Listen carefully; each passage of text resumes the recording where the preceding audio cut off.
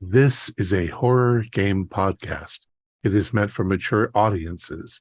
It may contain adult language, violence, and sexual themes, as well as shocking revelations. Viewer discretion is advised.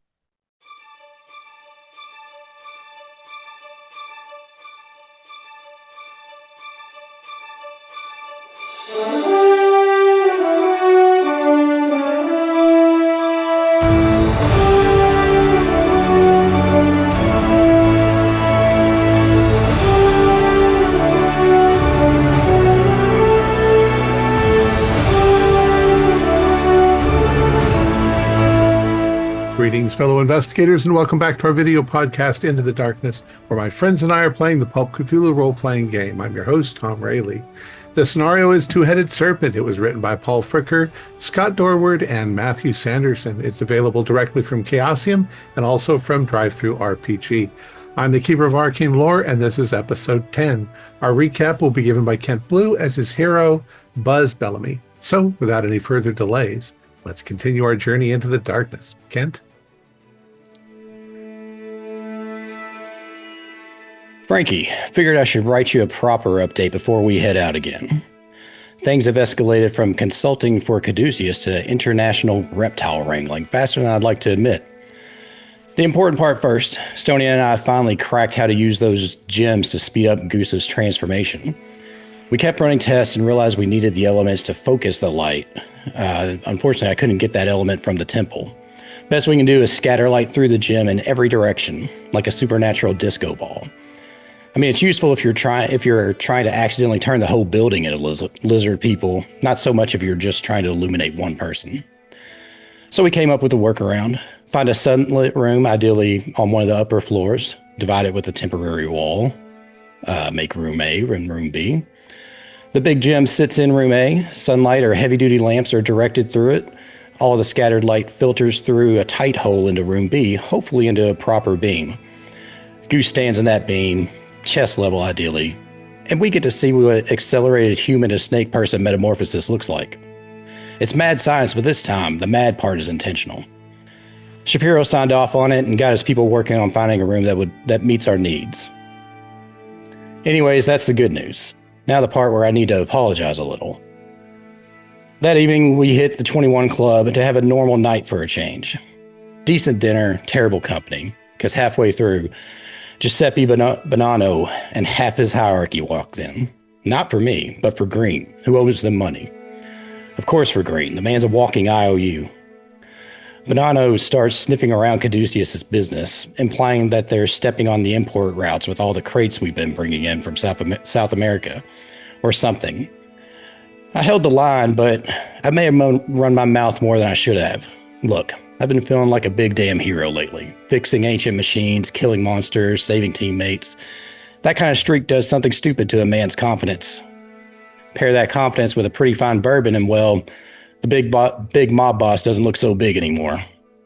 I told Bonanno off for barging into our dinner, told him if he wants to continue with our services in the future, he should act with class like those before him and call ahead, not storm in with hired guns. He smiled at that. Not the good kind of smile. So here's where you come in, Frankie. Keep your eyes open. Start working some insurance into any of the vehicles his boys bring through our doors. Nothing obvious, nothing traceable, just options. A quiet lever we can pull if someone decides to get cute later. I don't think Bonanno will move on anything now. He needs us for this little deal that will eventually wipe Green's debt. But I've been around long enough to know a man like that never forgets a bruise to his pride.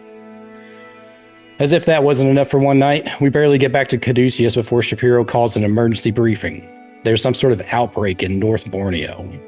People there are dropping in 2 days from something, a fast something. Caduceus found references to a yellow death, ancient, ugly stuff, jaundice, rapid decline, burns itself out pretty quickly by killing everyone.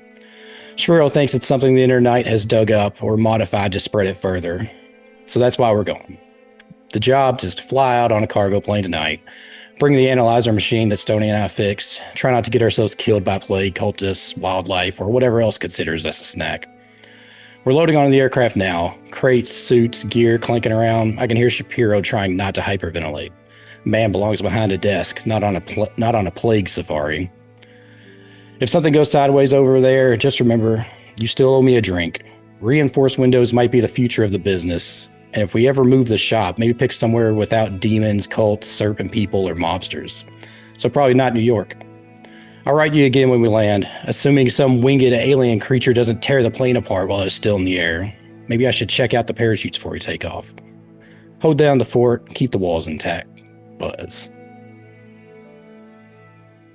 And now those same things have attacked you. The blast of the wind howls through the middle of the cabin, and the ship rocks back and forth as these things attack. The pilot, to your horror, Buzz, you see him lifted up higher and higher into the air, and then it lets him go, and you see him plummet thousands of feet to his death.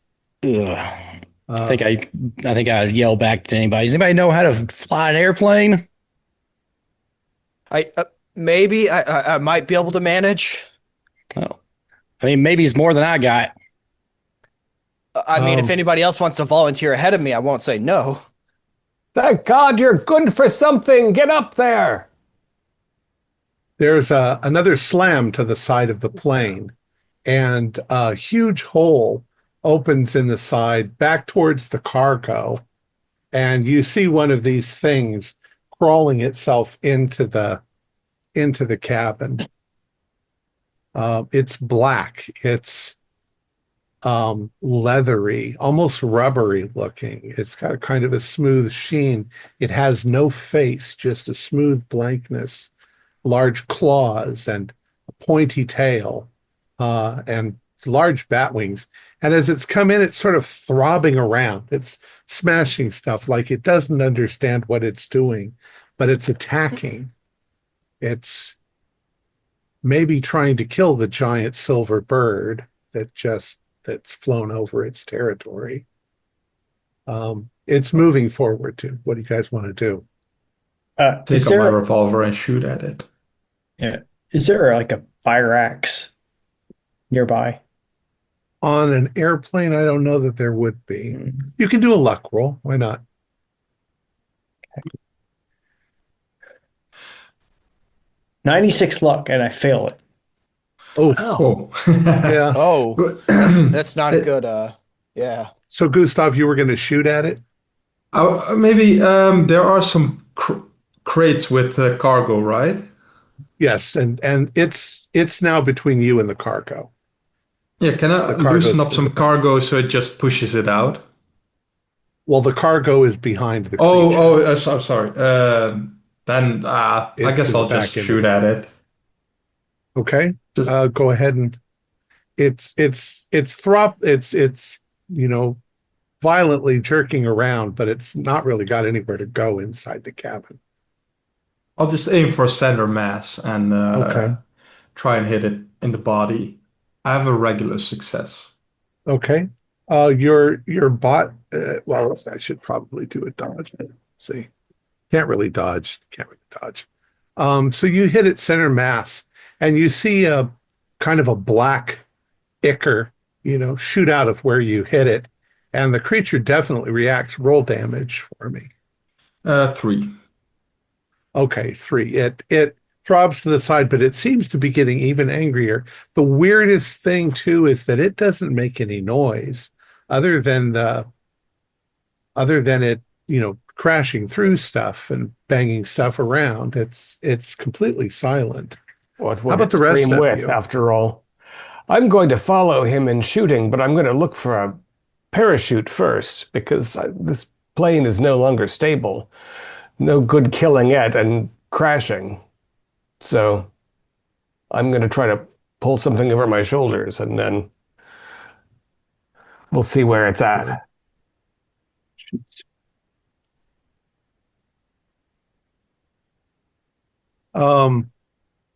There's no parachute directly where you are.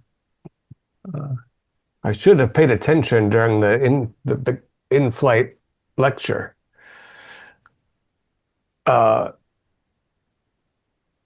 Yeah, so I'll cry out, Everyone grab a parachute! And I'll start looking around under seats and against the wall and things. I'm picturing those sort of the internal area that has metal and struts that stick out and stuff is stuck between those struts. So there has to be boxes or something in there.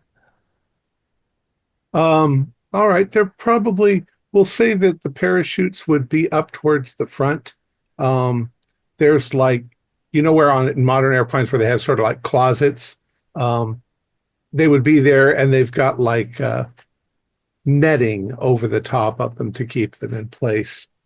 So you're moving in that direction, back up towards the front. Yeah, I'm going to pull myself that direction, and if I get to them, I'll start throwing them back to the others.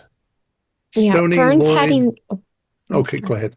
I was going to say Fern's moving toward the cockpit because she wants to find a manual that she can memorize to try to operate the plane.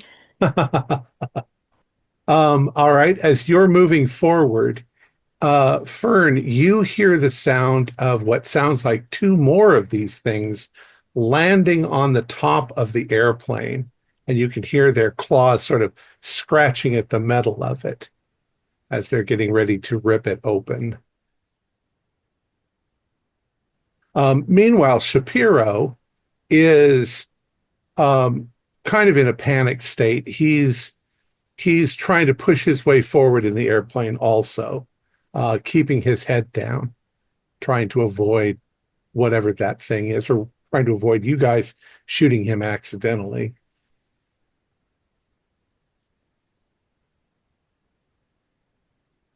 All right, back to, how about Stony? What are you doing? You were looking for an axe, but I was you looking shot for at an him. axe, panicking. So I'm happy to shoot at this thing. Okay. Go ahead and shoot to hit. I do not. Okay, your bullet goes past it and ricochets off the metal of the plane. You hear it bounce around a little and hit the cargo in the back. Jack, as you've seen in horror, the one guy taken out, you see another one land on the front of the plane and reach through the window and try to get the co-pilot and tear him out of his, and he's pinned back in the seat screaming wildly. Well, I don't use it often, but I do have a 32 that I'll pull out and fire off at this thing to try to hold it back. Oh, wow. That's a 15 under 25. Excellent. So you get a good shot. What part of it are you aiming for? Probably just center mass area. Center mass. Yeah. I'm not a great shot, so I would aim for the, biggest spot.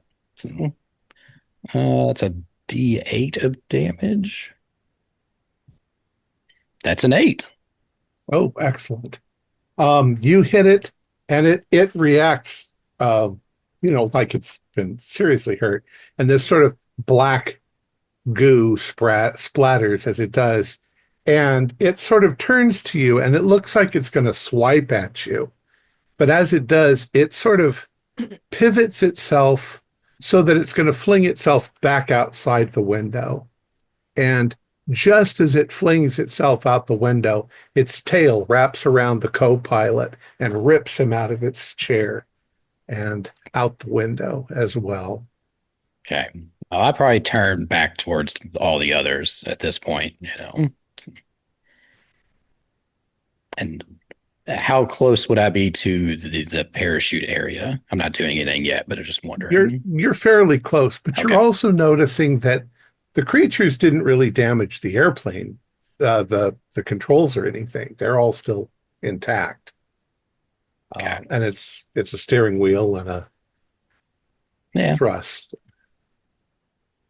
All right, let's go back. At this point, you can see little claws pierce through the top of the airplane, and a couple more of these things are trying to pull back the metal skin of the airplane and get inside. Gustav, what do you do? The the wings are still somewhat intact, right? They're just mainly in the how do you call it, the main body of the plane. It's yeah, the wings of the airplane. Yes. Yeah. So I probably still have some hope that we'll make it down safely. So I'll just try to fend off any of the creatures that come in. So the one that I wounded is still there, I think. So I'll Yes. try and I'll try and just dispose of it. Okay. Go Um, ahead. okay, I'll just do a nice little shot with my revolver at it. 23 is a hard success. Nice. And roll for damage. A 9. Okay, that's good. And how many did you do before? 3. Yeah. So Yeah, you 12. did 3 before.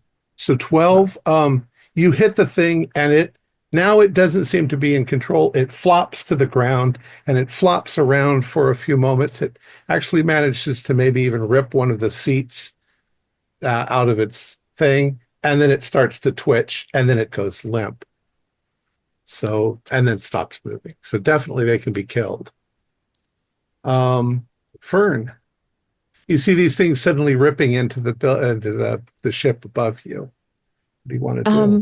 I'm pretty sure that she is squatting as low as she can get and trying to get past Shapiro. She's just Okay. like, You move, and man, Shapiro. move. Yeah, you and Shapiro are rolling around on the ground trying to get forward, and he's a little bit fatter than you are, so yeah, so it's uncomfortable, and um, you can see he's terrified. I mean, you're terrified too, but why don't you roll a sanity roll for me since you're having time to think about this? Okay. Oh my God. No. 100. Oh, I'm going to give you, I'm going to say you're going to do 1d6. Oh my Um, Lord. 5. Okay. Do you want to use your luck to reduce your loss? Yeah, I feel like right now is not the best time to go insane. Okay, let's see, what is it? It's you can half your sanity loss by spending double the sand loss points. So 5, you'd have to spend 10 points of luck. And then you'd Okay. only take 2.5 for 2 Okay, yeah, points of. that's fine. We'll do that. All right. So you're about to lose it, and you just tell yourself, pull yourself together. Right. All right. Stony. Um, so the big hole is in the side of the plane. Can I look out and see any of these other creatures flying about? Yeah, you have to move past the dead one, to where the Okay. hole is. And as you get there and you look out, you can see that you're not too far from the mountain itself, Mount Kinabalu. And you can see the jungle down below you and the mist and the clouds. And it's all rushing by. It actually looks kind of like it's in slow motion because, you're high up. But this is not like a jet. This is just an airplane. So you're not that high up. You're a few thousand feet up. You have to kind of fight against the blast of the wind. But yeah, when you look out, you can see that there are 2 on top of the airplane. Okay. And you think there's only the 3, the 2 on top and the one that's up front now. Okay. Or no, the And one that's up front flew away. Okay. You don't Is it see where it went though. Okay. Is it possible to get a shot at the one that's on top of the airplane? That would be a little daring, but yeah, you could probably climb up on the seat and kind of lean over and take a shot at it. You're shooting into the wind, but hey, Gonna this is try pulp. it. I'm All right. more desperate. I'm gonna try it.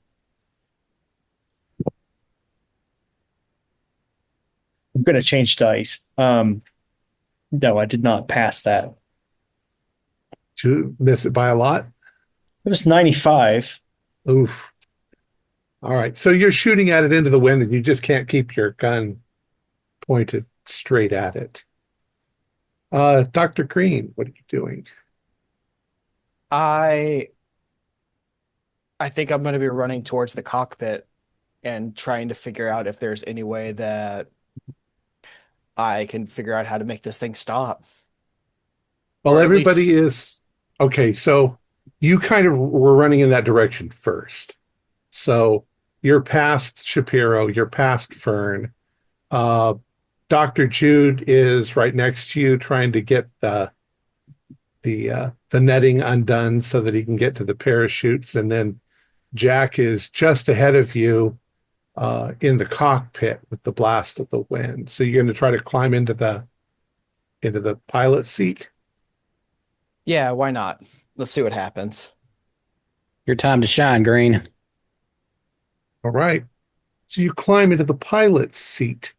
You grab a hold of there's not that many controls on these old-fashioned airplanes.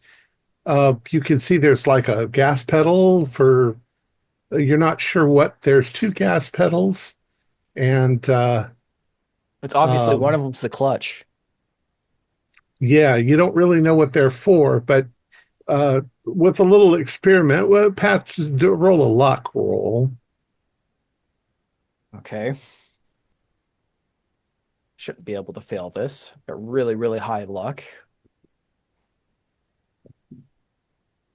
Okay. That is a pass. So I think that it's called yaw. So when you push down on one pedal, the plane starts to turn this way, and the other pedal makes it turn this way. But the steering wheel makes the airplane bank. So you have to kind of do it all in coordination. But you think you've kind of got it, but you also notice that it's really hard to hold on to this steering wheel. Something must be wrong, because if it was this hard, the pilots wouldn't be able to do it. And you can feel the plane pitching forward a little bit as it's starting to Starting to go down. I'm just really wanting to try to. Oh God, I'm gonna kill us all if I try that. But are those things right above my head, or are they kind of no, behind me? they're back a little, maybe 10 feet Okay. behind you on the ceiling. Okay, yeah. So I guess what I'm trying to do is pull up on it. I'm trying to like just make it like glide like a paper airplane. Just make it just keep going and see if we can crash land into the water without like blowing up. The water's quite a ways away, but what you do feel is that you think that you can sort of get it under control, but as soon as you I give it any amount of time, you can feel it starts to list over to one side. You're starting to jerk back and forth because you don't know how to keep this thing steady. You're just not used to it. But you're doing okay, Dr. Haro. Parachutes out? Yeah, you started to pull them out. Yeah. I'm gonna, put one over one shoulder and then sort of deal a few onto the floor of the plane, as long as there aren't any holes that are so big that they're just flying out of the vehicle. But I want people to be able to put something on. My faith in Green is limited. I'll be frank. And as soon as I've got one shoulder in, then I'm going to brace myself and start firing at these things. Okay. That's what I'm good go at ahead in this sort of situation. I don't think I read about any faceless, jet black winged creatures in all of the histories that I've looked at. Have I? Roll. You've got Cthulhu Mythos. I do have. And yeah, I'm not going to spend 21 on that in case there's a magical whistle. That's a bit much since we're crashing anyway. So straight to shooting we go. So the first is a miss, and the second is a hit, since I'm too fisted rapid fiery. And I guess so. One is torn through the top of the fuselage, right? So that's the one that I'm after. They've torn open a hole and they're about to come through. Yeah.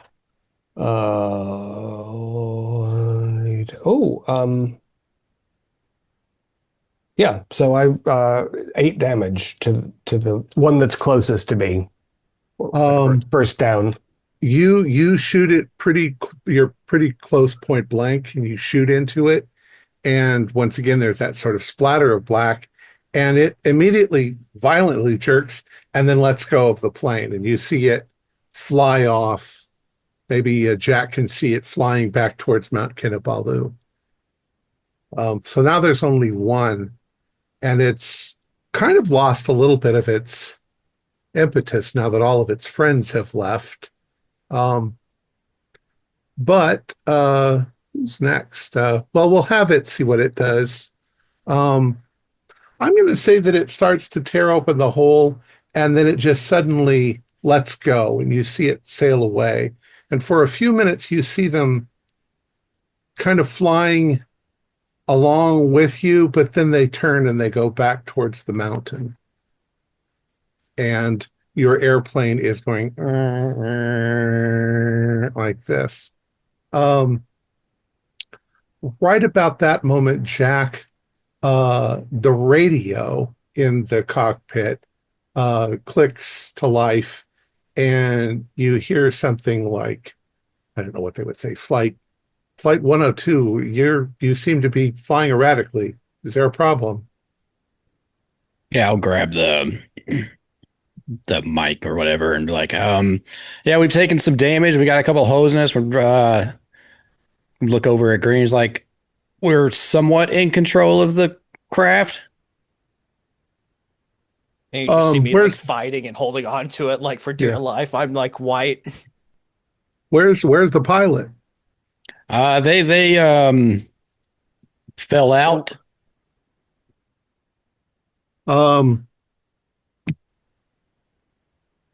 So he's going to give you some instructions. And I suppose at this point you have a choice. You can attempt to land the plane, which you're going to be landing it near the military base, or you can jump out of the plane. Shapiro pipes up, though, and he says, all of our equipment is here. Our mission is nothing without the equipment. We got to try and save it. I mean, if we can, we should, right? I guess I'm going to throw myself into the co-pilot's chair and, see how much I can help out. Okay. So let's have you and Lloyd do luck rolls. Okay. Yes, I got big success. Okay.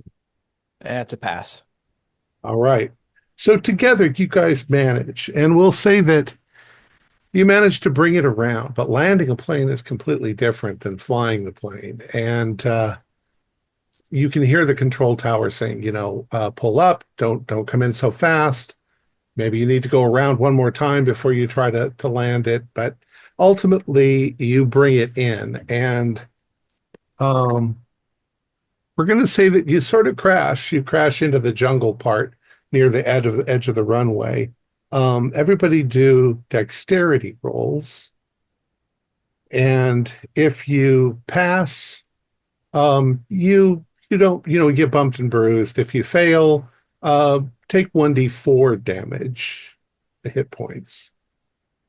I will spend 2 luck to pass. Okay. I got an 02. I am on fire right now. All right. I got a couple boo-boos, I think. I took 4 damage. Ooh. I'll see to that. I only took 1. Shapiro, being on the floor and not really being secure, he bumps himself pretty badly. He cracks his head on the side of one of the chairs, but he's not bleeding. And for a minute, he's dazed there as you've brought the plane to a halt. All the noise is gone. It's finally stopped. You can hear the sounds of jungle all around you, and it's basically jungle. Everything in front of you is jungle, with the mountain there in the distance, and everything behind you is a field because you're right on the edge of the military field. And as you kind of look over, you can see a string of cars, jeeps, and things that are moving on the road towards the field. I'm going to check to see that there's nothing smoldering anywhere, just because crashes are crashes. Right.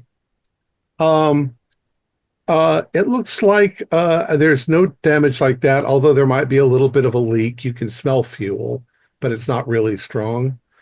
Some of your equipment kind of broke loose and rattled around. You're hoping that nothing was seriously damaged. But as you are looking sort of through the stuff that's on the airplane and figuring that they could actually unload it out the big hole that's there now, you hear a weird sound. It sounds almost like an old-fashioned clock, like you'd have on your mantelpiece above the fire, kind of a sort of a jangly rang, like that. Not like a bell, but like something making a metal sound against metal. And it's not particularly loud, but when that sound happens, Shapiro goes wide-eyed and he goes, "Oh, God, no." And he tries to scramble to his feet. He's dizzy, so he's stumbling back there. He says, "No, no, no, no, no, no, no, no, no, no, no, no," like this. And he starts looking through the boxes and crates and things. My God, man, what is it? Let's pray to God that nothing's happened. Dear God, like this. And then you hear that sort of clang again. Because, oh shit, we are fucked. And by this time the cars are getting closer. He grabs we'll say there's a crowbar of some sort, and pries open one of the boxes.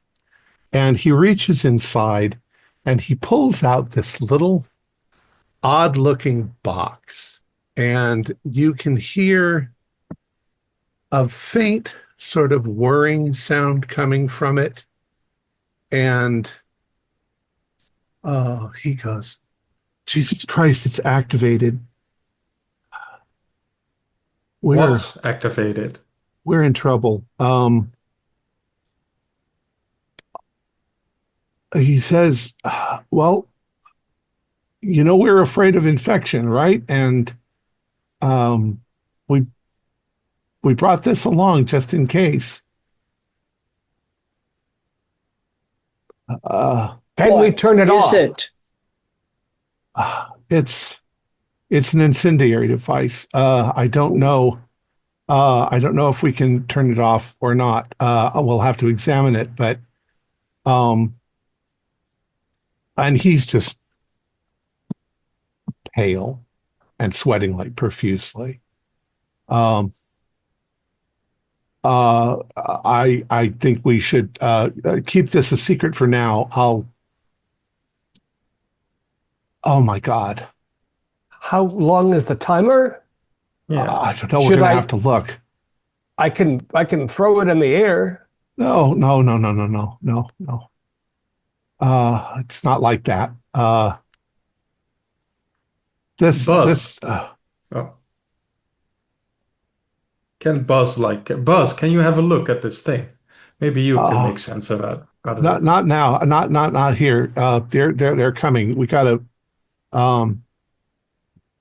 Once we get to camp, I'll explain. But oh God. like this. And he carefully and gingerly takes it out of the crate and sort of wraps something around it and gently tucks it under his arm. And you can tell he is more than terrified of what's happening.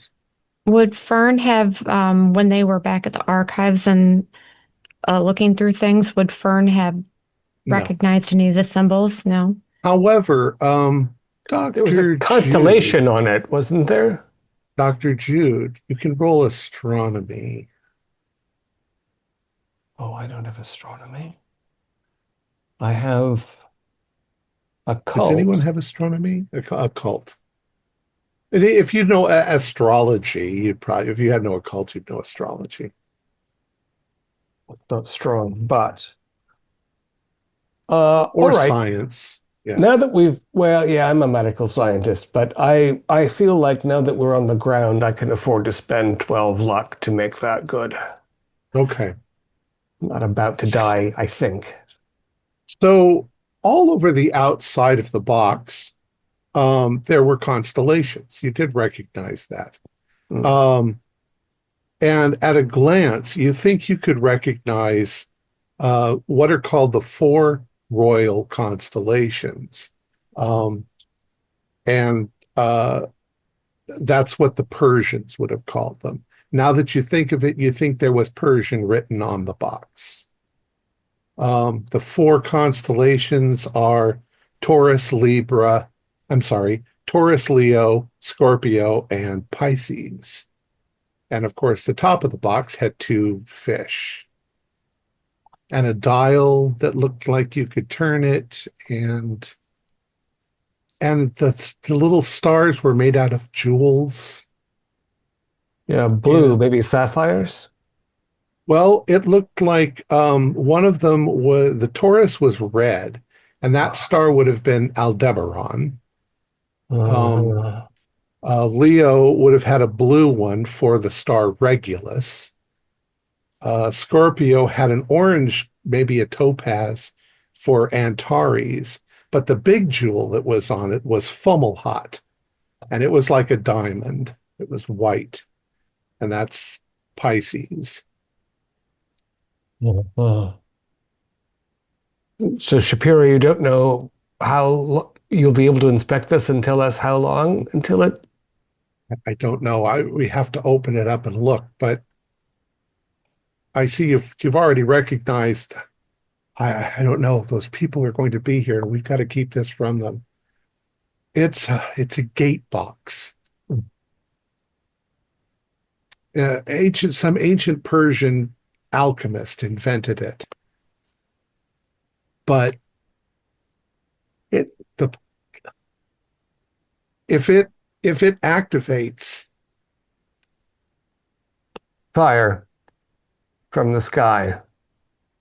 well, Living fire. not exactly. It opens up a gate to Fomalhaut, the star, and there's an entity that's there called Cthulhu, who the ancients worshipped as the god of fire. If the gate opens, everything within a 10-mile radius will be vaporized. If the disease were to get out and destroy the world, we would have to vaporize this area. It was the last resort, but it wasn't supposed to be activated unless necessary, and now it's activated. Is this the sort of decision that Caduceus takes upon itself with any frequency?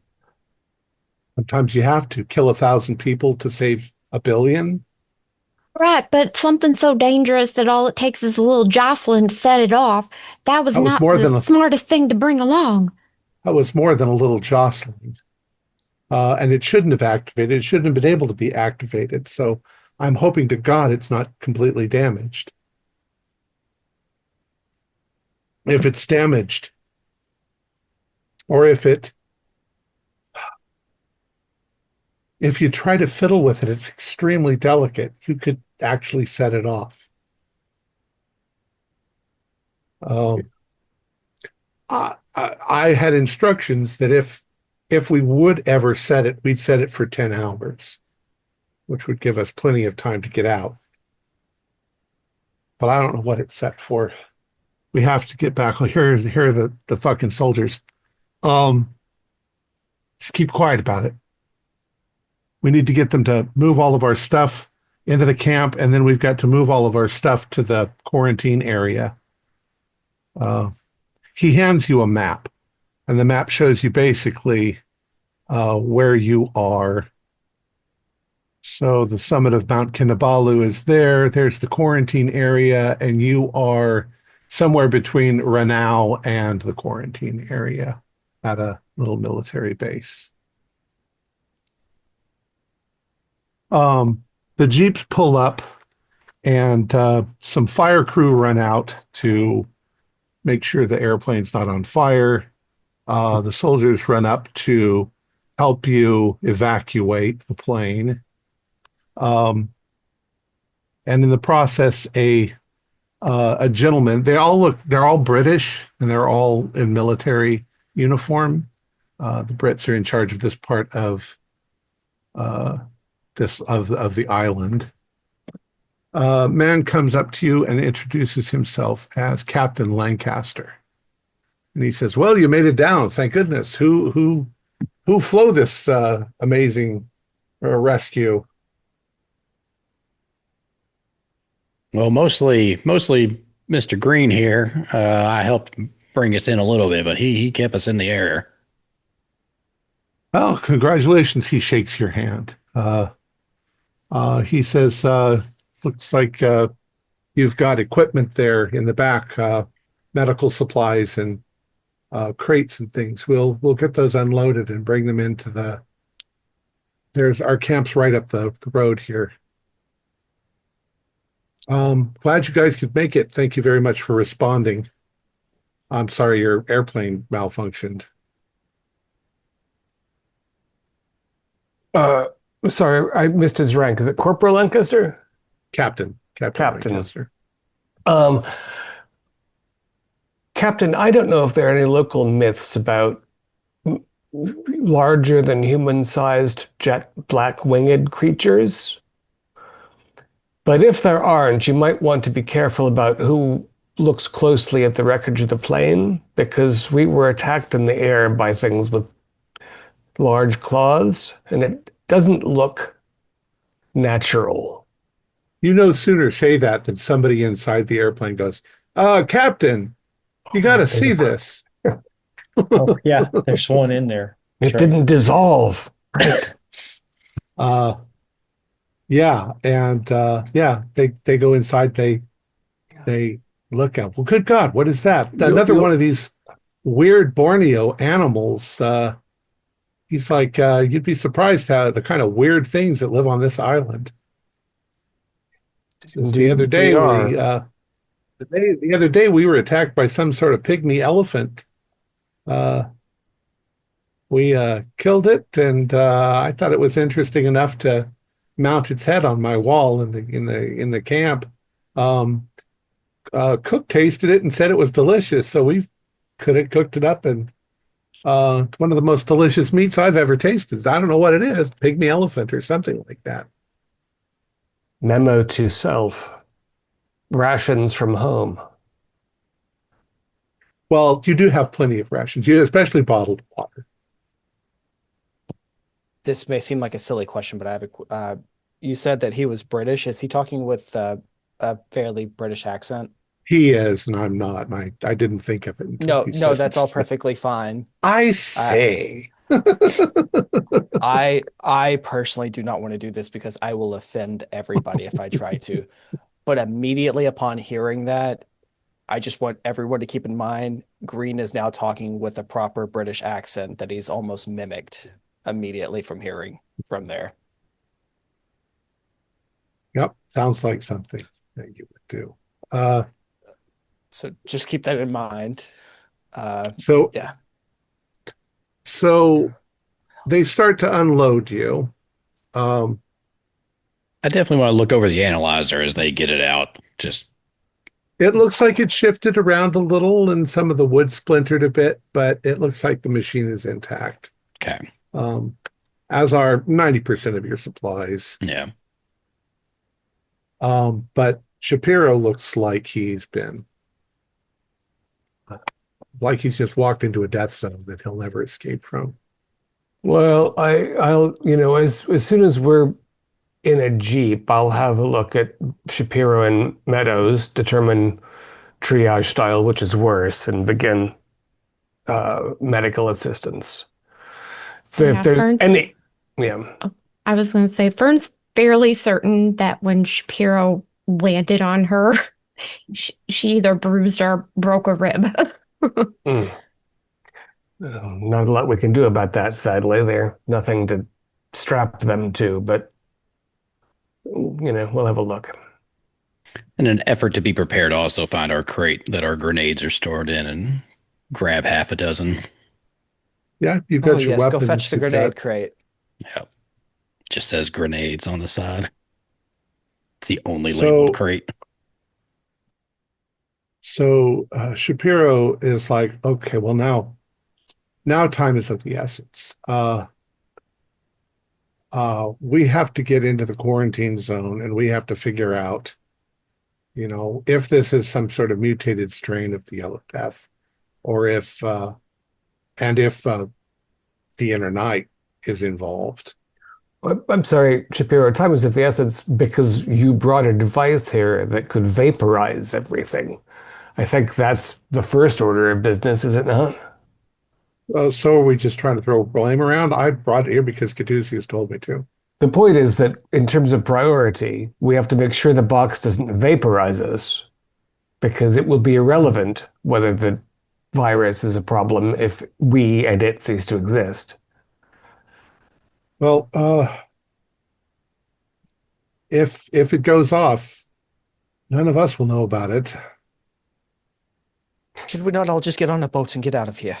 Oh my God, my British accent's horrible. Well, that would negate our entire mission. But we would be alive. Yeah, and it wouldn't do us any good. We wouldn't know what the Caduceus, what the Internet was up to. I'm sorry, Mr. Shapiro. The point is that if the thing vaporizes us, we don't have to solve the virus problem because it won't exist, but we won't either. Don't we have an order of operations here? Our order of operations is to find out if the Inner Night is doing this and why they're doing it and what they've got going on. Their threat is to the whole world. Is it not to stop the virus? I mean, learning about the Inner Night would be fun, but I think stopping the virus would be of higher priority. All of the literature we have says that the Yellow Death is not curable. Well, then maybe we should just get the hell out of here. That's my vote for that. That's a cowardly thing to say.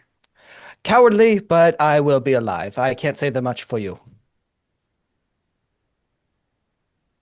And I start looking around for like... Well, unfortunately, the only way off this island right now is that crashed airplane. Oh, do they not have boats here? I find it kind of hard to believe. Well, if they fix up the plane, you could fly us out of here. Couldn't you, Lloyd? You were flying like Baron von Richthofen himself. Yeah. Yeah. Well, maybe I didn't know you had such get skills. the plane fixed up and drop the box in the middle of the ocean. I would recommend something like that as well. Anything. Get it the hell out of here.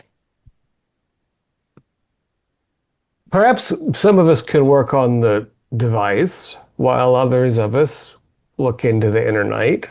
We don't have to stick together exactly. I just don't think that I'm going to be able to concentrate on what the Inner Night might be up to if I know that at any moment I might be vaporized. Do you see why that would be distracting, Mr. Shapiro? Of course. You think I'm... No, you don't look comfortable. It's true. I'm extremely uncomfortable. I wasn't comfortable bringing it with me, but... Yeah, well, let me wrap your head first, and you should probably have a lie down. And while you're relaxing, you can tell us what you know about the being from Fomalhaut that might evaporate us. Oh, I don't really know that much about it. I just know the theory of the box. I know that a 11th or 12th century Persian sorcerer figured it out how to do it.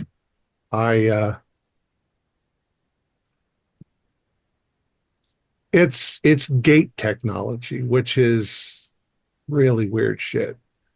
You hear that noise that it's making, that sort of chime. Mm. It sets up vibrations. This is how I understand it. It sets up vibrations. In the ancient days, people would chant certain sounds, and the sounds would set up the vibrations and open up a doorway from one place to another. I suppose that might still be possible if we had that knowledge anymore. But this Persian scientist figured out how to make a machine that would do the same thing. And I think that they would have tried to use these in war. We don't know how many there were originally. And he leans forward and he says, Caduceus has 2 of them. This is one. And this is not They simply were- an off button. Well, once again, if it's damaged, I don't know. If it was in perfect condition, there might be a way to disarm it. I'm not exactly sure how. That might be Buzz's. Buzz can certainly take a look at it. But the thing is that it's delicate. It's not just a clock. It's setting up the vibrations already. And if you fiddle with it or break it or twist a gear the wrong way or push the wrong button, it might just open the gate. In which case you wouldn't even know that you'd made the failure. It would vaporize everything for 10 miles in all directions. And it would probably look like a natural disaster to the rest of the world. Like a volcanic Caduceus has eruption. another one of these. And they're keeping it in HQ in the middle of a densely populated city. Yep. We have weapons. We have weapons. I mean, you could still keep it in a secure location outside of the city. Is a suggestion I would make. You know, it's honestly a good suggestion. I hope that we're not the reason why that they decide to take that kind of a protocol. Yeah, Sometimes I have no Caduceus is intention a of little being bit one of the reasons. irresponsible. Well, all right. Well, I would like to attempt to treat Mr. Shapiro and then Fern. so you guys are going into the camp, and along the way, Captain Lancaster knows that you had a really rough journey. So you're welcome to join him at the mess and eat something and maybe rest a little, but he doesn't know that time may be of the essence. Yeah, I think we can hold off on rest. Yeah. Uh, Probably going to be looking at that box, pretty immediately. all right. So we'll say that you get back to the camp. You're not really making your own camp here because you're going to go into the quarantine zone.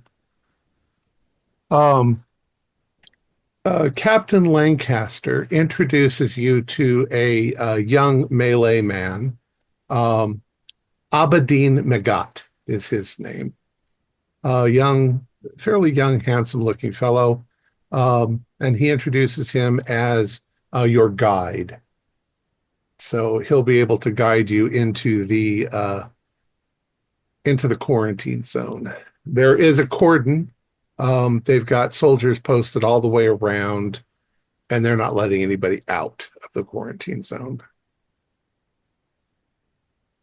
because they're infected. Some of them are infected. He says this all seemed to start. There is a survey team. We've had a survey team exploring up in the hills of Kinabalu, looking for deposits of copper, mostly for mining operations. There's a lot of caves and natural underground places in Mount Kinabalu. We're not sure, though, that it was ever a volcanic island. It seems to be pretty solid rock. Lots of different kinds of rock, which is odd. But anyways, this all started a few days ago. Actually, currently it is the 21st of March. There was, let's see.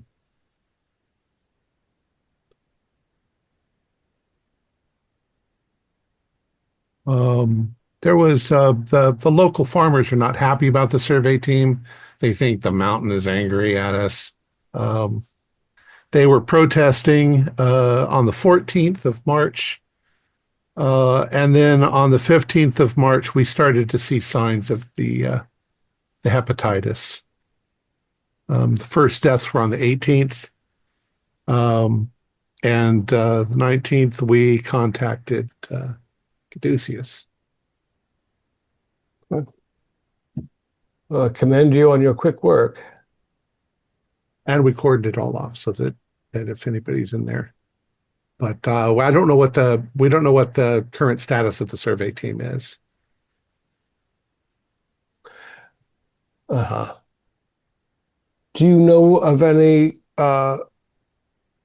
members of your survey team? I understand you're not entirely sure of anybody else gone missing recently, not injured or dead, but unaccounted for. Not that I know of. Okay. But we're pretty sure that there's been quite a few deaths within the quarantine zone. Yes. I can give you a roster of the people on the quarantine zone. Follow me. I'll take you to my tent. And when he takes you into the tent to get the survey, you see mounted on the wall, on the sort of hanging from the side of the tent, is the head of this thing. You can see why he thought some sort of pygmy elephant. From the size of the head, you would guess that it might be the size of a hippopotamus or a buffalo. But the head is weird. It looks vaguely like an elephant head. It has fairly small eyes, two fairly small eyes, but on the side of its face, it has these large flaps of skin, oddly colored with kind of pink and green on them, like some sort of display mechanism. It's got two large ears, kind of like elephants, but not like elephant ears. They almost look more like human ears, only greatly exaggerated and sort of switched out. It's got two horns on its head, like a giraffe's horns, those little sort of nubbin things on its head. And the weirdest thing is it's got a long trunk, like an elephant, except that the trunk is not its nose, it's its mouth. There is a mouth on the end of it with little teeth. It's got nostrils, but the nostrils are a little higher up. It's like nothing you've ever seen. He says, none of us have ever seen anything like it. Of course, there's a lot of weird stuff in the jungles of Borneo, but I'll tell you what, it tastes delicious. And when he says that, you can smell from the mess tent, which is not too far, what smells like steak.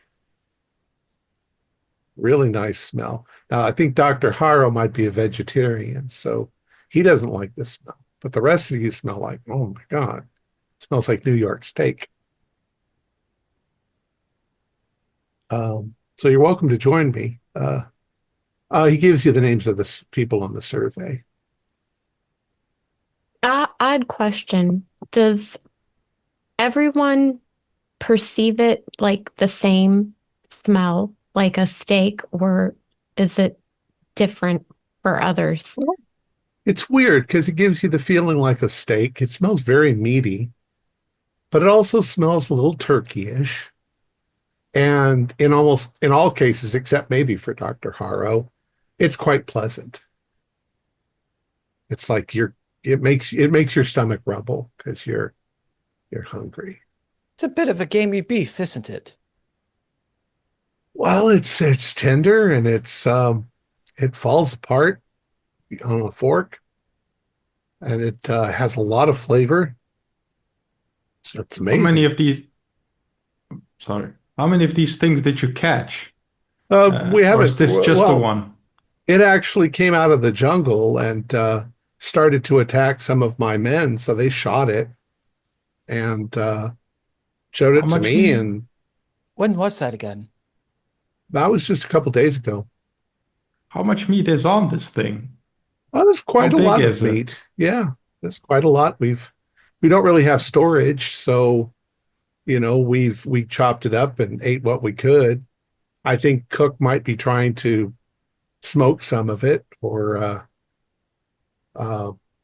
hang it, although that might not work. I don't know. Doesn't always work. Sometimes it just rots. But I thought it was weird enough that I'd kind of like to hang that on my wall at home someday. I mean, look at it. It's bizarre.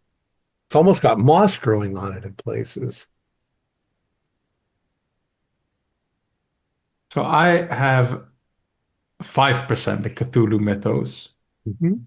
Probably the lowest, but I'm still going to check it out and see if I remember something from back in HQ when I scanned some things. 70, so I'm not going to spend luck for this one. Come on, spend all of your luck.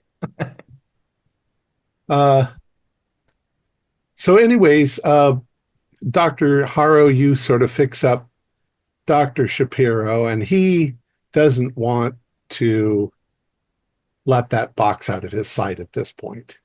He gets Jack to come in. He shows you how to open the box. There's a dial on the top, and it's almost like a combination lock. You turn it, and the box opens up. Now, on the outside of the box, it had the illustration of the two fish. On the inside, it actually has it looks like they're made out of gold, two fish. And in the center is a large white crystal. You think maybe diamond.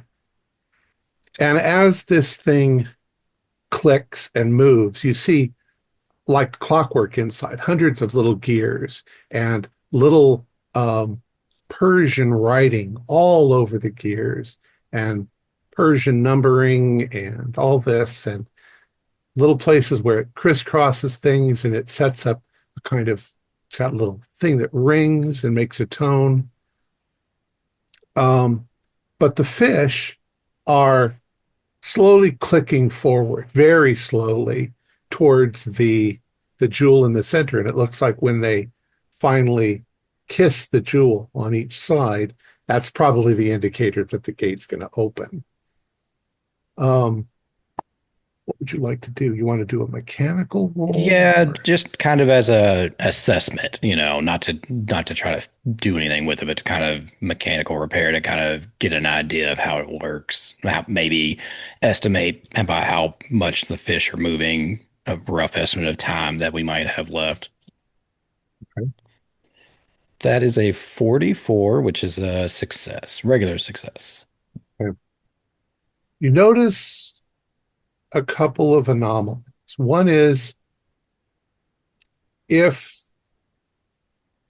by your best estimates, the gears, it should probably deliver the fish to the diamond in about 10 hours, or it would in about 10 hours, except that you can see that some of the gears are a little wobbled because maybe they took damage when it got hit, and they're skipping some of the tines. So with that, estimating that, you're probably doing your physics math and whatever. You realize you probably have a little less than 24 hours before it activates. Okay. And you're also afraid that as Shapiro sort of points out, if you try to jam the gears, that's probably going to be worse because it'll cause other things to start functioning and moving, and it could increase the speed of the whole thing, or you think anything that you do to it is going to result in either breaking it. You don't know what's going to happen. Yeah, I don't see any Even way if you like fill the box with salt or something, it would still cause a problem. I don't see any like way that do I see how it would normally be turned off? And is that damaged or Yeah, there's a number of little dials on it that looks, you kind of guess that these would have been so that you could set the time Mhm. and that you could interlock something together and stop the process or counteract it in some way. But that doesn't seem to be functioning with the bent gears. Okay. It seems very ultra delicate, something made out of little, like a pocket watch or a sewing machine, or for you, an automobile. If Yeah. you get the timing belt wrong, and it can fuck the whole thing over. Well, Yeah. didn't this thing come with a manual? Why the heck would they bring a device like this and you don't know how to work it and we don't know how to work it? So, and it can destroy everything in 10-mile radius. So, that kind of puts us in a bad position. I know how to set it normally. I mean, I can figure how to turn it off, but the problem is it's kind of broken away that, I can't do that. Good news is it was damaged and, occasionally these gears are slipping. So my estimate is, we have maybe 22, 23 hours before this thing goes. So And if you could come up with some way, I mean, I don't know that there's any way to shield us from it, but I think the heat of the sun is generally hard to shield oneself from. It's not like we could bury it, could we? have to go pretty deep. And I don't Well, even think that We would, do I don't even something think that would and work. then I'm not sure, just 10 miles. 10 miles that way? Here, Or here- like in a here's sphere. my best working with what I know, our best option is to find another thing that's going to open a gate to somewhere else and toss it in there, and just hope that's a long way away. I wonder if the captain has any men who have served in parts of the British Empire that have Persian speakers or even Arabic speakers who will read the letters. If we could translate what was on the device, it might help you figure out what to wiggle into place, Buzz. Yeah, Jack turns to Green. He's like, "Oh," and he's like, "Oh yeah." Well, I mean, I could always take a gander at it. I have no problem with that. Let me see. You could also ask the captain if he has any Arabic or Persian speakers among his men. That would be a useful thing for you to do that would keep you away from the precious gems. Gems. Not gems. It's nothing in there valuable. No, I said gyms, the gymnasia that you have such a phobia about. And I suppose a couple of us should go and start looking into this disease situation. And I am the medico, after all. well, and I think as Shapiro says, yeah, we need to pack up and get there as soon as possible. I can once we're there, I'm feeling a lot better because you patched me up, but I mean, I can start doing the medical tests and drawing the blood. I have to wear safety gear. Um, you guys are along to see if you can find out if the inner night is involved at all. How did it start? Where did it come from? Because it's not natural. This disease is not something that you can just walk into unless they found a hole with some of it buried in it, or you gotta Caves. find out. Should we also be Um, looking for a boat of some sort, something to maybe get the box out of the way in case we don't need it? Just to send it sailing away. I think if we send it Far, out to the far ocean. away. I think if we send it out to the ocean, it's going to vaporize a 10-mile radius of ocean water. That should be fine. Like water, it just comes back in. It might not be a great idea. Yeah. now, Well, I don't think Just- I have a slingshot that's quite powerful enough to get it out of the water. just so that you know that the island itself it's the fourth largest island in the world, so it's hundreds of miles across. And you are in an area that's very little population. It's farms mostly. So that makes it all right. It's just No, a I'm couple just of saying farmers. that We can't get to the ocean, I think is the point quick enough, maybe. it's okay. ways. I think But, right now, unfortunately, the box is a little bit of an unsolvable problem in the present moment. Now, I'm going to be thinking about it and seeing that maybe we find people that can translate a little bit for us, and that opens an idea. But we can sit and be scared of it, but that's just going to delay everything else. The quarantine zone is about 5 miles across, so that they've quarantined. Well, with any luck, maybe we only need to be on the far end of the island, and we can leave the box here. Kill But you two birds with probably one just- stone. You just have to go back to the nearest big town, which is Renau. Well, to me, it you'd sounds be like farther away. to me, it sounds like the origin of all this started underground. So maybe if we take the box where this hepatitis first showed up, then it'll just vaporize the whole problem. Yeah, I think taking it underground would be our best bet. That Yeah. would mean taking it with us, and if we get into any fights or anything, we'd have to be very careful who's holding the Would we- box. Would we be looking for another spire or something of that nature? I assume that the copper mining crew ran across or pissed off some of these primitive internight lizard folk, and that's why they unleashed this ancient plague. So we take the box with us. If we can't fix the problem, it will.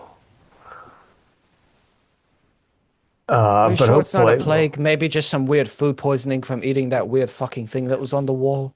well, to be perfectly frank, anything where you mount the head on the wall because it's so curious and there's mold growing on it, I'm not stewing, no matter how nice it smells. But these guys have been out here for a while, perhaps, far-flung corners of the empire and all that. Yeah, I have some experience with British food in the army. It's typically not very good.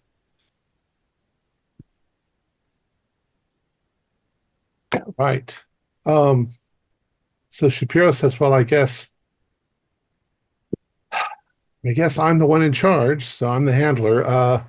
Let's get everything packed onto let's see if Captain, that was his name, Captain Lancaster, will give us some jeeps. We got our guide, and let's get everything on the jeeps and head out.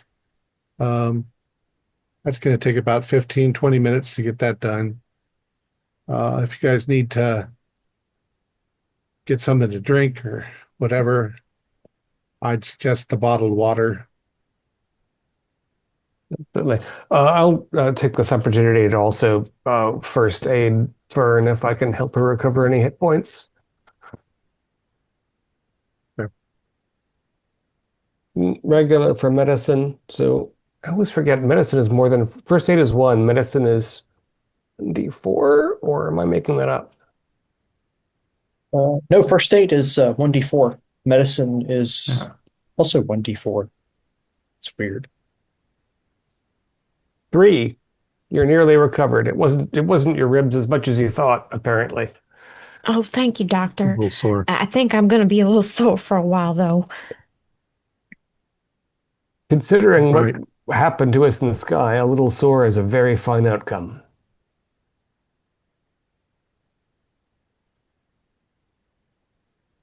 Okay. So Captain Lancaster commissions a couple of armored vehicles for you guys to use.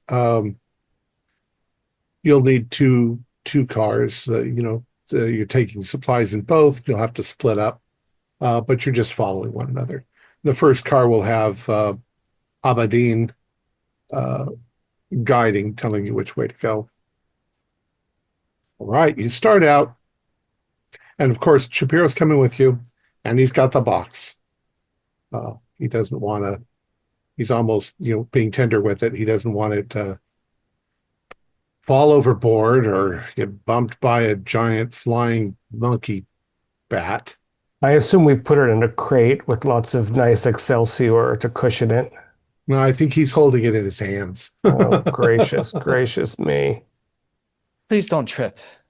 Is the analyzer coming with us to the quarantine zone? Yes, I think it needs to, yeah. Yeah. that's why it came. Yeah. Plus, you've got a lot of medical supplies and things that are coming with you too. Okay. That's Caduceus is what they're supplying. Some of these people still think it's just that you're aiding. Yeah. I've got my plant gooping solution with me. If Miss Meadows wants to help me be on the lookout for particularly nasty plants. Well, there's a fig tree that does grow in these parts that the sap of it is quite abrasive. Oh. Right. So you get in your vehicles and you start up the road and you're heading towards pretty much directly towards the peak of Mount Kinabalu. It's still a long ways off. It's miles and miles, but the jungle gets quite dense very quickly. But this does seem to be an established road, probably that the farmers and so forth use. And I'd like to ask Megat as we're riding if there are any local stories about snake people. Oh, snake people. I don't know. They have the people in this region are very superstitious. Mm. There are snake gods and river gods and mountain gods, and they aren't good Christians like us. Mm-hmm. They believe in a lot of silly things. Your English is very good. I assume you're from a city. I was educated in London, it says. Yeah. Then your English is better than mine, I suppose. But I'm actually from here, so yes. Oh, so this is your region, but you didn't grow up with tales of snake people in particular? No, I'm not. I'm from Borneo, but I'm not from here. I'm not from this part of Borneo. So do the locals worship any pagan creature in particular? Not that I mean, I don't know. Fair enough. But they have a lot of superstitions. They believe that everything is a sign and a portent of good luck and bad luck, and they're easily angered and fooled. They like their life to be without trouble, and any trouble that comes along, they'll blame it on somebody. So you travel for about, maybe half an hour, and you come up to a place where there are a number of soldiers, and there is a fence that they've put up, like a chain link fence, and a guard post, and they've got a gate in the middle of it. And as you come up to it, you can see that some of the guards are already paying attention to something else, and they're quite agitated. I'll do spot hiddens.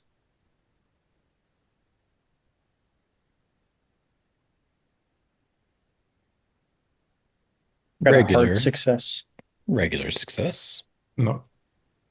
Those of you who passed, you sort of look ahead into the distance, and you can see on the edge of the jungle there is someone. It looks like a woman, and she's coming out of the jungle, heading towards the guards, and they're yelling something at her in what sounds like melee. You don't know, but Aberdeen tells you, "Oh, she's from the villages, the farms, and they're telling her to get back."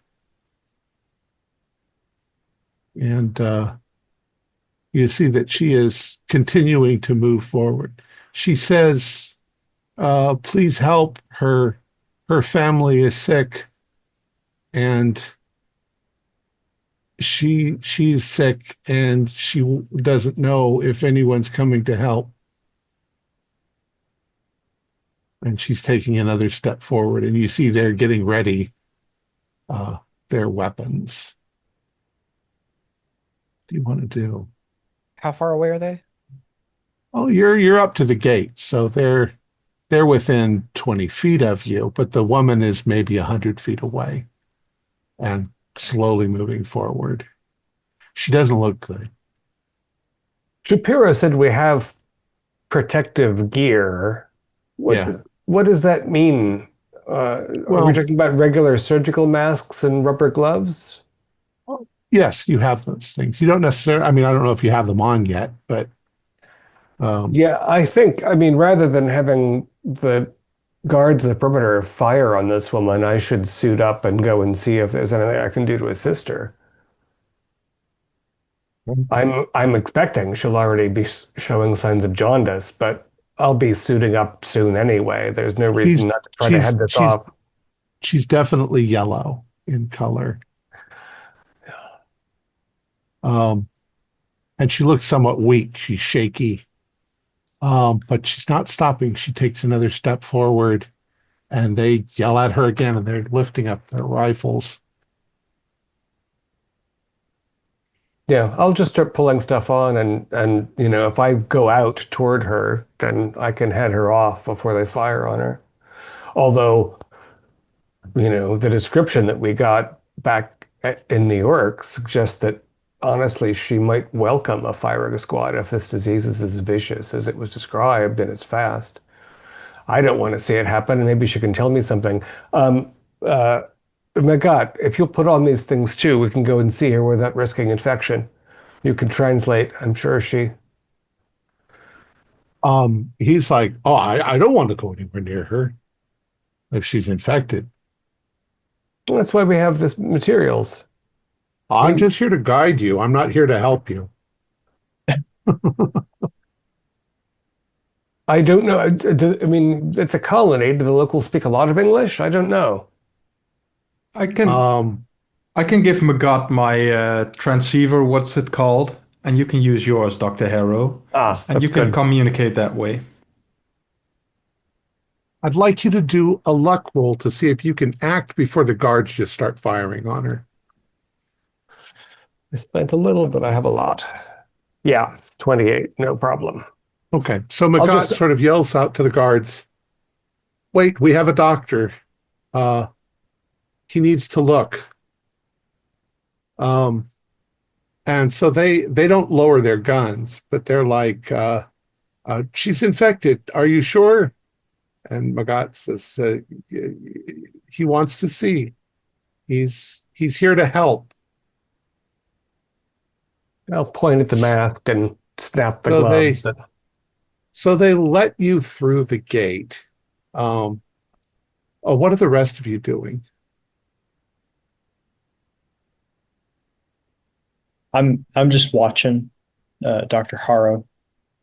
I am too. I'm not getting close by any means. I'm keeping my distance.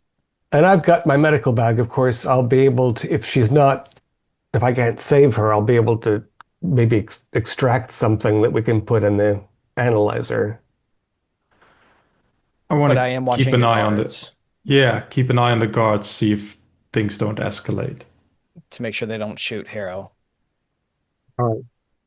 So you start out into this field, and you can feel the pressure of the soldiers have their guns trained on her. And you get within 30 feet of her, and you realize she's quite yellow, quite jaundiced. You also notice that she has some odd sores on her body, and she's walking and standing funny. Do a medical roll. I'm also looking out for the shadow of a tail. Yeah, regular success for medicine.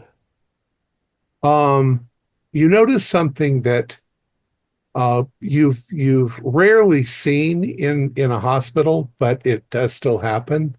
She has under her arms and in her groin area, she has large swellings like buboes, like We've got the bubonic plague. We have the plague, people. We've gone full medieval. The good news is that is responsive to antibiotics. So except that she's yellow and yeah. all right. If you're going to yeah, I'll be trying to ahead. speak to her in very simple English because she probably has some from being a colonial subject. And I'm going to prepare a painkiller because she's probably in agony. And again, I'm going to make sure that I'm, coated and approach it. Just say, I'm here to help. As you approach her, she goes into sort of pleading mode, like she's pleading with you. Do a luck roll. Good gracious. 91. I've spent to 87. She takes a step towards you, and she drops to her knees as she's sort of pleading with you. And then this sort of look comes over her face, and she vomits. And it's almost projectile. Most of it lands right at your feet. And as you look down, you realize that it's not just vomit. You can see parts of her intestine, parts of her internal organs are in it, and her eyes glaze over, and she starts to fall over. Gunshots ring out, and you hear them hitting her body.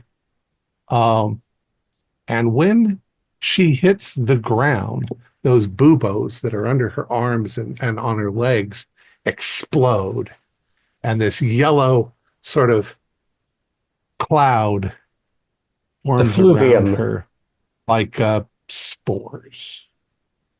I would like you to do a Constitution roll. Nice 1930s cotton surgical mask. 50. That's a regular. Regular. You pull away from her before that cloud of spores gets on you. I imagine we're all like standing close together back here. I just reach over like to the nearest person who's next to me. I'm gonna guess it's like Fern. I go, holy fuck, maybe we should leave that thing here to burn and we should get the fuck out of here. If you guys were watching, and especially Dr. Haro's sanity roll. Yeah. It's like she had disintegrated from the inside. The sanity roll, I got failed. 4, but I'm going to roll dex because I think I'm going to fall on my ass just trying to get away from the vomit and the gas. No, rolled exactly my sanity. I failed. Yeah, I failed that too. Yeah, if you failed, do 1d4. If you succeeded, take 1d2. Oh, Jack's got his iron stomach. So I'm going to, turn toward the compound and hold my hand up so they don't keep shooting until they get me. Yeah. I'm going to get a couple of, I'm going to turn away and catch my breath, and then I'm going to get a couple of slides out to sample her. Did any of you bring the fire gun? I think we mentioned having reloaded it, didn't we? I thought we Yeah. did. We But I can't. don't know There's who would have. Caduceus Brought it, or- knew what it was, and I think had reloads for it. I would think we'd come with it. Would we have had it, or would we have put it in the back of the plane, maybe, with like the rest of our gear? Well, it would be with our gear. I don't know that we'd have brought it, but we brought our gear out, so it's Yeah. probably Right, not you're- handy, but it's in a box. If I brought grenades, someone brought the fire gun. That makes sense. So you got the fire gun. Yeah. I'm gonna, take dip a glass slide in what came out of her mouth, and another in the I guess the burst sack from near her arm, and then I'm gonna try not to run back to the gate, but look like I have some dignity. Yeah. And All right. So you get back to the gate, and everybody is kind of grossed out.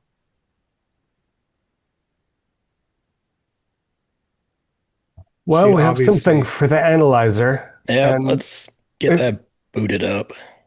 I'm not even sure we should go into this quarantine zone after that. I think we leave the box here and we get the fuck out. Do you know how, it took us, 25 minutes to get up here on the best road they have? We're not going to get 10 miles away from here before that thing goes. Just trust in the system, Green. If you can fly a plane, certainly Buzz can fix the magic box. I'm constantly thinking about it. I'm not worried about the magic box. I'm worried about the magic fucking thing, or the thing that just blew it like You should have seen her eyes. We'll take care of you if you get it. We'll make sure it's easy for you. I'm afraid what you will do to take care of me once I get it after seeing that. It'll be quick. Yeah, we'll just make you comfortable.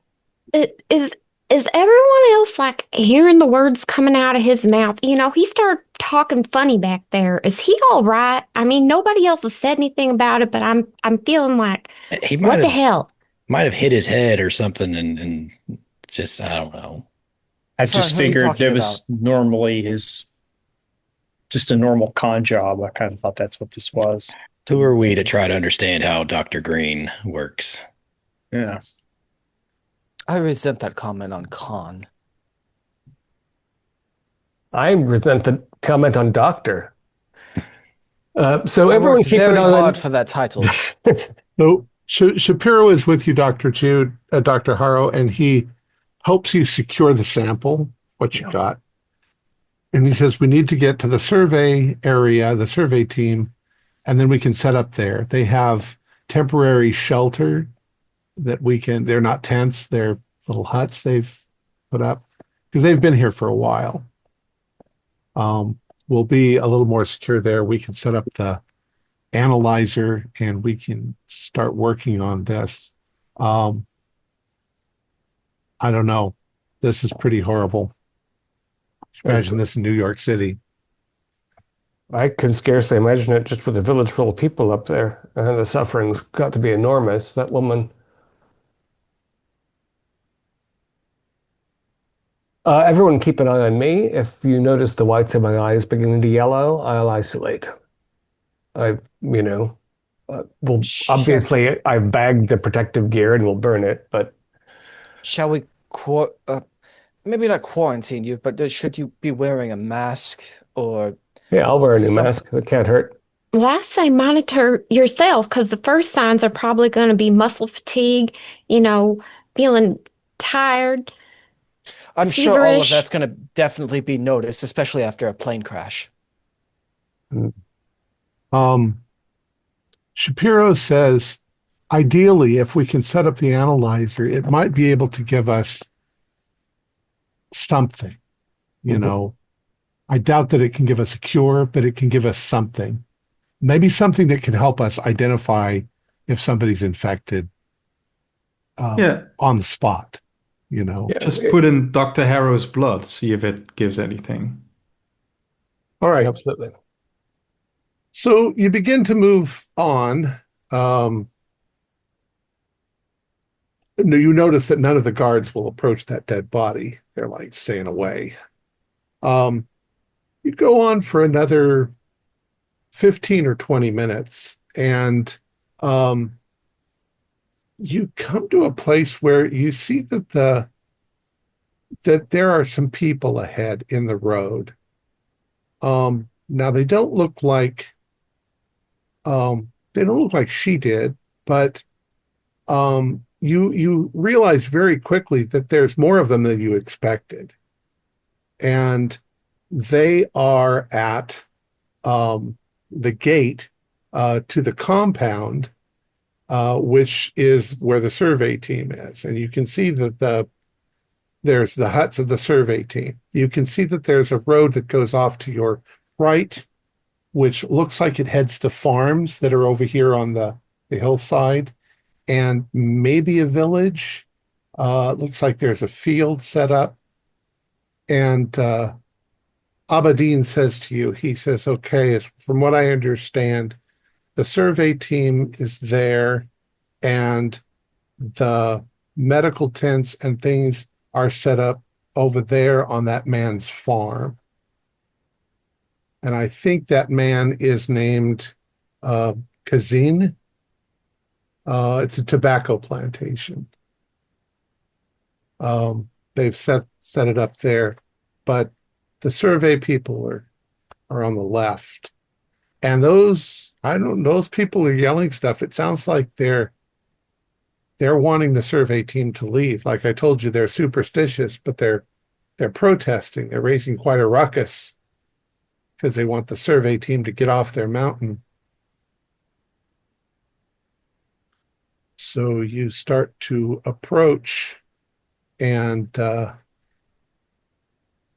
it's quite a crowd, and they're blocking the road. What do you guys want to do?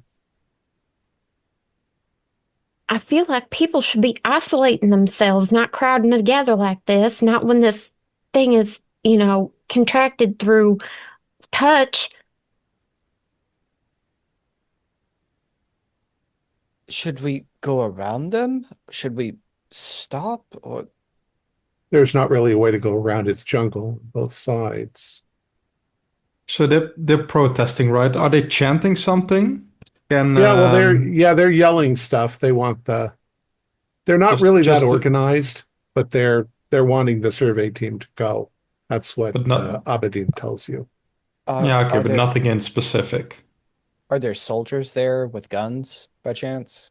You can see that there are people inside the compound with guns.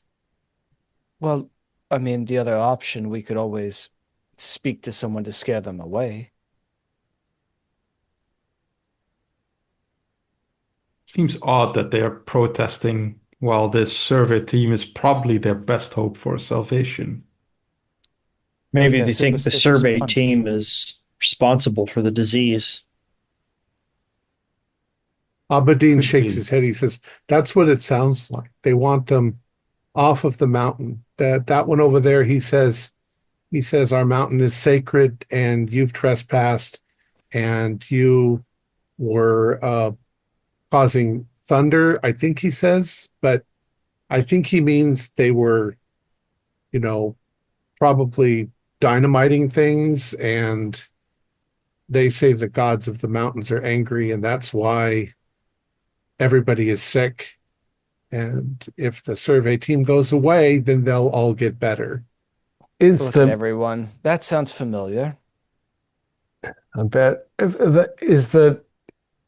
given the highly dangerous nature of this disease, is the copper extraction program going ahead, or shouldn't the survey team bugger off at least until this is resolved? Aberdeen says, I don't think that there's any copper mining up here. I think they were looking to see if it was worth it. Right. So, I mean, they've sent a survey up to see if there's enough copper to be worth mining. There's a horrible disease outbreak. Why do they want to stay? I don't think they understand the whole disease thing. They're just primitive farmers. They're not educated. But the survey team, why do they want to stay? I think that they're stuck here because of the quarantine. Oh, right. Well, do we know how many of them are sick? Are there still any left? We don't know. How would we know? Well, we are going to have to go in there and find out. I mean, but I don't know what the inside of those huts look like. Abedin says, okay, you need to go that way. He gets rather boldly out of the car and gets in front of you and starts walking forward with his hands up. And he says, he's yelling something in Malay. And the people are turning and yelling back at him and arguing with him. And you don't know exactly what he's saying, but you think that he's saying, look, we have doctors here. We need to get inside. We're going to fix things.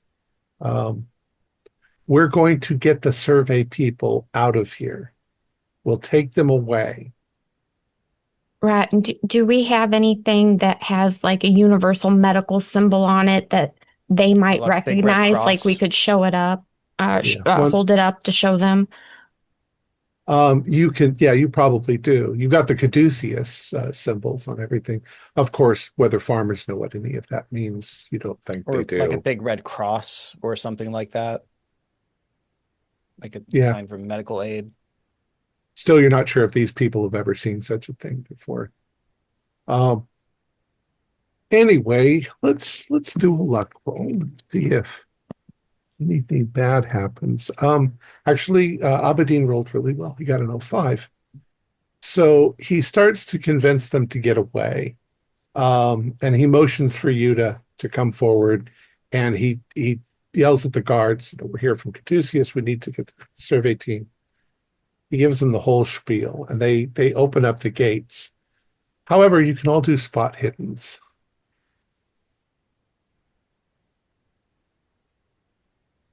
'93. I'm on a roll. Regular. Pass. Regular. Okay, I had a hard success. So those of you who passed, you can see that some of the people in the crowd are obviously showing yellow signs. They're not as sick as the woman was. They're like maybe in what you might call stage 2 instead of stage 3. So you guys can, protect yourselves as you go in. I think at this point I'm wearing a mask. Yeah. Or any like protective gear at this point. So you guys pull into the compound, and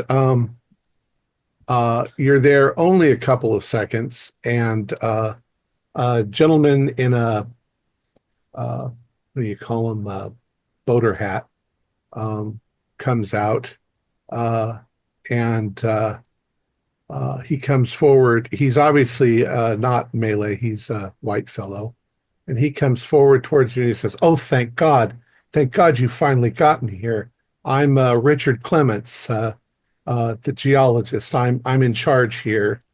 Thank God you're here. What a time we've had. And he comes forward to shake your hand. That's No, not a good I'll, idea. No.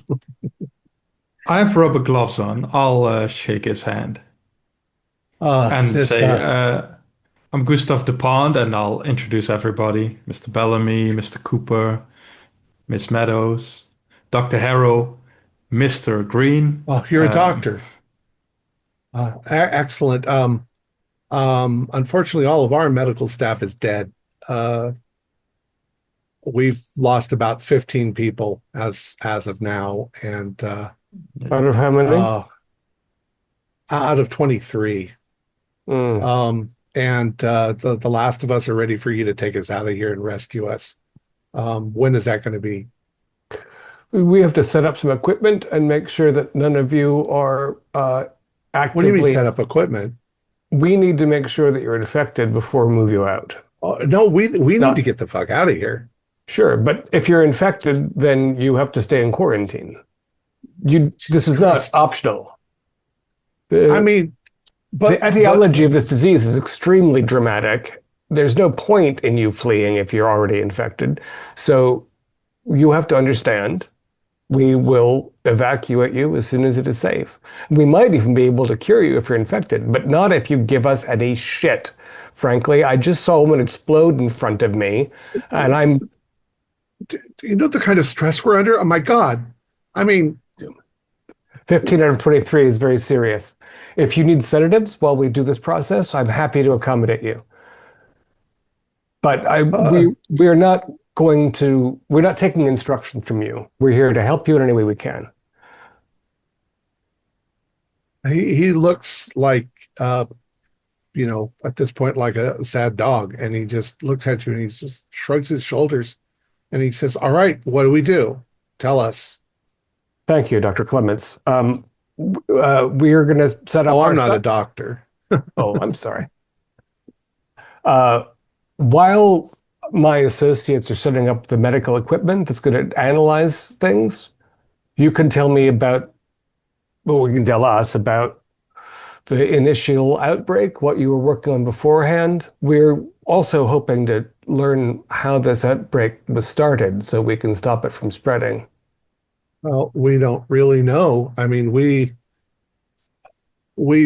had a lot of trouble from the locals, as you can see. Points. He says, and they were giving us trouble from the beginning because they don't want us here. They're ridiculously superstitious. But we were sent up here to survey to see if we could find deposits of copper, and see if it was feasible to start a mine up here. This part of Borneo is a pile of shit. There's nothing up here but some tobacco farms and a few vegetable farms and stuff like that. It's since the British government has been in charge of this area for quite a while now, we need to have some source of income. So they were looking for, we came up here looking for copper. We took samples. We tried to break up some of the areas that we thought might contain copper and see if we could get any copper out of it. And then people started getting sick, and I don't know if it was any of our people that got sick in the beginning. I think it started in that village down the road, and moved its way in this direction. How does Clemens look? Does he look clean? He looks tired. Sure. But he's not yellow. Yeah. Just out of curiosity, who are your superiors? Who sent you out here to do this survey? Oh, get the name of it, the British company in charge of the island that yeah. The East India Trading Company. It's all perfect. No, they're on the other end of the island. The Dutch are on the south end of the island. We're on the north end of the island. So while in the caves, you're a geologist, did the formations of the caves look natural, or did you see anything odd or maybe man-made or artificial? Well, we didn't do a lot of cave diving or anything like that. We mostly were looking for cliffs that had rock formations that we could blast away and analyze. But I mean, that's neither here nor there. If you want to look through our survey stuff, we've got the charts and stuff, but what does that have to do with anything? This is a disease. We got to get the hell out of here. Maybe it's where have you been putting the dead? Where are you keeping them? Yeah. Well, these are our huts over here. And when somebody dies, we put them in that medical over there, which now we don't even have any medical. And then after, if they die, we bury them right back there. You see over in the next to the jungle, we've got graves that we've put over there. You can see little crosses and things in the ground.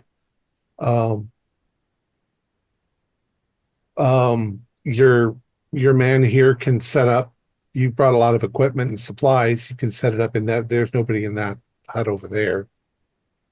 But I mean, I don't know. You got to be able to get us out here soon. We're going to work on that. Becoming extremely desperate. Oh, we'll try to be as quick as possible because the longer the exposure, the more likely that anyone could contract this thing. We'll have to collect some of your blood, all of you. For yeah, I analyzing. understand. So after that, you guys set up. Dr. Shapiro sets up the hut. Buzz, you and he get the machine set up and ready, and he's like, "Okay, we've got two jobs. Our jobs are, I will start analyzing this stuff. I really don't need any help with that. The machine will do most of the work, and I can risk getting, blood samples and so forth. You guys have to figure out how it started and if it is in fact the inner light." Yeah. Because that's what we're really here for. Well, I suggest this isn't asking exactly questions. right. This isn't exactly what was described to us. It was the hepatitis, but it seems like it's changed somehow into something else. We still don't have absolute verification yet that it's the Yellow Death, but that's the first thing we got to analyze. I will put actually, as you guys are standing there, he inserts the samples of what you've already collected into the analyzer. There's some buzzing and some whirring, and some things start going, and some text starts appearing.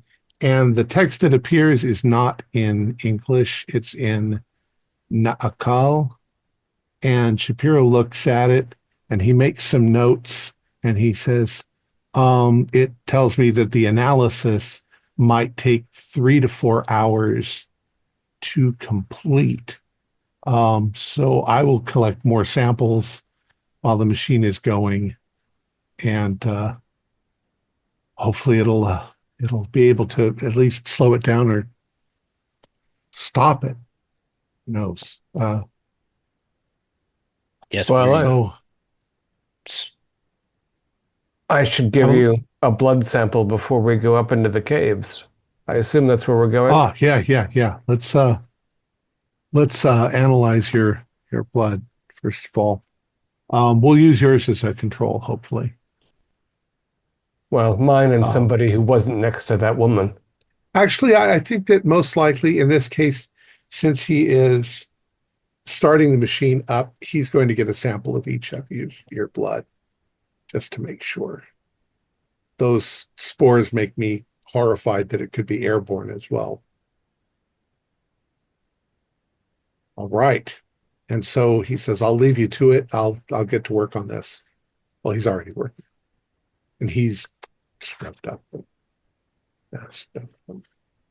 So is it straight to the caves, do you think? Yeah, I mean, I think based on prior experience, we should go in well armed.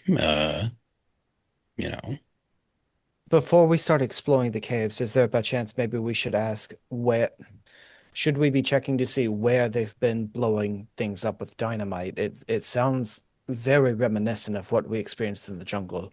And maybe it'd be best to see where they've been, to see where it would have come from. Yeah. Well, Clements showed us their plan, their diagrams. Right. Yeah. So we have. Yeah. That should tell us where they blasted. Like y'all do spot hiddens. That 59. is No. Yep. No. 36 regular success. Extreme. Right. Regular. I like the extreme. So Fern, you notice first, and the others might notice too out of the corner of their eyes. But sitting over by one of the tents, you see a little boy. He looks like he's maybe 7 or 8 years old. He is Malay. Um, he looks broken-hearted, just sitting over there. You want to do anything or say anything? Does he look ill? No. Fern will go over and talk to him. Okay. What's wrong, dear? He says, well, I suppose I should look on the bright side, but Mom and Dad are dead, and I don't have anybody. Bright side to that. They told me that, they'd help me. That when we get rescued, that we'll all go. Are you here to rescue us and get us all out of here? We're gonna try. He says, I don't like this place. I miss the farm that I grew up on. When did your mom and dad get sick? They got sick a couple of days ago, but they died last night. The doctors, the guy says, tough luck, kid. That's all he said to me was tough luck, kid. Now, how old does this little boy seem? About 7 or 8. 7 or 8. And you have no other family around here? He shrugs his shoulders. He says, I don't know. I don't know if nobody's going to come to get me. I don't know where to go. They have food here so I can eat, but I'm a little afraid because of that snake man. What snake man? The snake man. He came into the village, and he points towards the village, and he said he put something in the well in the middle of the night. So I'm afraid of the water. And everybody got sick after that. So this was a couple days ago before your parents got sick? Well, that was a few weeks ago, I think. I wouldn't have seen him except that I happened to not be able to sleep that night. And I looked out my window and I saw him. He looked like a man, but there was something weird about him. The moon was out and he had a funny shadow. He did. Did his skin kind of look loosey-goosey too? I wasn't that close, but he went over to the well and I saw him throw something into the well and then walk away. But I don't know who he was. Well, I'm gonna go back and tell my friends because what you told me is very important and I thank you. But I'm gonna tell my friends and I'm gonna find out if you have any family from any of the other villages. Maybe they know. We're gonna try to help you, okay? That's what everybody says. But I No, think no, everybody's... honey. We'll be back. Jack, what do you think Thom's talking to that little kid about? He sits down Just and over there he's got a blank look on his face just from... Fern goes back over and explains everything that the little boy told her. I don't know. Do you think, for one, I think we should find out who's infected and who's not and kind of cordon them off from one another so we can try to keep everyone from getting infected. But apparently we need to check out that well. Well, I'm thinking if this kid's parents died and he was, you would think he was probably around them quite a bit and he doesn't appear to be sick. But he said he didn't drink the water. We definitely need to supply the villagers with clean water, not from the well. Clemens didn't seem sick either. Maybe we need to ask him if he drank from the well. The little kid, is his shadow normal? Yes. I'm just thinking we may need to test his blood if he's, I mean, if this is being spread, through touch or whatever. You have to think a kid touched his parents, while they were sick or was close enough to them. It wouldn't be the first time that an illness was assumed to be interpersonal, but came from a shared source. That's what happened with the poxes in the 19th century often. So if you question him enough and sort of put two and two together, you think that the well might have been infected on the 15th, because the sicknesses all start right after that. And I'm thinking that is also a good spot to end it for tonight. Let's see what's next for you. What is it? Our players included Cohen Lighton, Carrie Comer, Kent Blue, Julian Arba, Dakota Poole, and David Gassaway, with yours truly as the keeper of arcane lore. We have a Discord server where you can chat with other members, you can set up private games, and you can learn the finer arts of gameplay and game mastering. We provide audio-only versions of our shows free for you to download from Spotify, Podbean, or iTunes. Support for the show is provided by our patrons who are listed in the closing credits. If you'd like to show us your appreciation, please visit our Patreon page, or you can use the thanks button just below the screen. Like, share, and subscribe to our channel, and punch the bell icon for updates on our latest shows. And leave us some comments. We enjoy reading them and answering any questions you might have. This is Thom Raley, together with all the members of our gaming club, inviting you to journey with us once again into the darkness for another adventure into the universe of H.P. Lovecraft and the Pulp Cthulhu role-playing game. Until next time, good luck, good gaming.